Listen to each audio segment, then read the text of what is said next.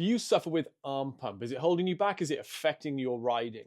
Let's have a conversation and see if we can find a solution for you. The muscles of the forearm aren't very big, and if they're pumping up, then you're asking too much of them. Or could it be something else? What is actually happening within the forearm when you feel them pump up?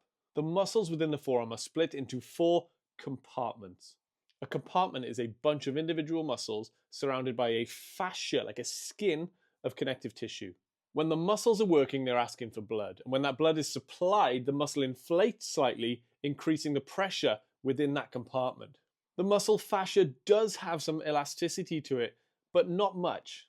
So when the muscles are increasing in size because of the extra blood supply and they're increasing the pressure within that fascia, you feel that bursting pressure feeling in your forearms. The result is that your hands can completely fail you. There's no grip, no movement whatsoever. If you've reached that level of pump, there's not really much you can do about it. You're going to have to pull up and massage it out. So the key is to stop it happening in the first place. How are we going to do that? Strength training can certainly help. It's quite common that I hear in motocross and enduro that they don't want to work the forearms because they think that'll bring forearm pump on sooner. But let me tell you something. A weaker muscle will never outperform a strong muscle, ever. Personally, my forearms aren't particularly small and I never suffer with forearm pump. And I deliberately train that muscle group all the time. Using heavy weight where your grip is in demand, but also isolation exercises, I hit the forearms quite regularly. But if forearm pump does descend on you, the very first thing you have to look at is your bike setup and body position. Even if you have the strongest forearms in the world, they're not going to be as big as your thighs. That is the muscle group that should be taking most of the work. But if your body position and your bike setup is incorrect and you're hanging off your hands, forearm pump is coming for you.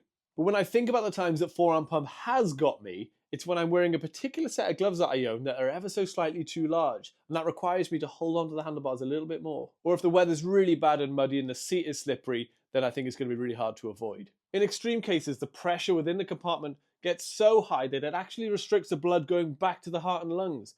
That's compartment syndrome. Runners can suffer with compartment syndrome in the calves, requiring an emergency operation to clear out the buildup of blood. And that leaves a huge scar and is pretty gnarly. So if you feel like you've solved these problems, you have strong arms, your body position is good, your bike setup is good, and forearm pump still descends on you, then you might be at a slight genetic disadvantage where the fascia is slightly thicker on you than it is with other people. Some bodybuilders really struggle to grow the muscle in their calves because of this. The fascia is so thick that it's restricting the muscle growth. So you could start implementing fascia stretch training. So when you're working the forearm muscles, you'd be working them through their entire range. And in between the sets, you'd be stretching out those muscles. And as often as possible, getting massage using normal hand massage or maybe a Graston tool, and also the percussion massage with the massage guns that you might have seen. Trying to make the fascia stretch and relax. And you might find that helps with your arm pump, even if it's just a delay on the arm pump. That might get you somewhere. And of course, there are surgical options where they cut the fascia to allow the pressure to release from within. I will never suggest someone has an operation without trying everything else first. And I probably wouldn't say that that operation is a permanent fix. As with any cut, your body will start to regenerate tissue there, possibly causing scar tissue, potentially in the future making it worse. Because the scar tissue will be less elastic than the fascia, I promise you.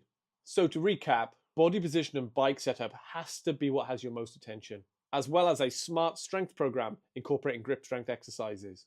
Also fascia stretch training, always working the muscle through its full range with stretching and massage in between sets. And your last option, which I don't suggest, surgery.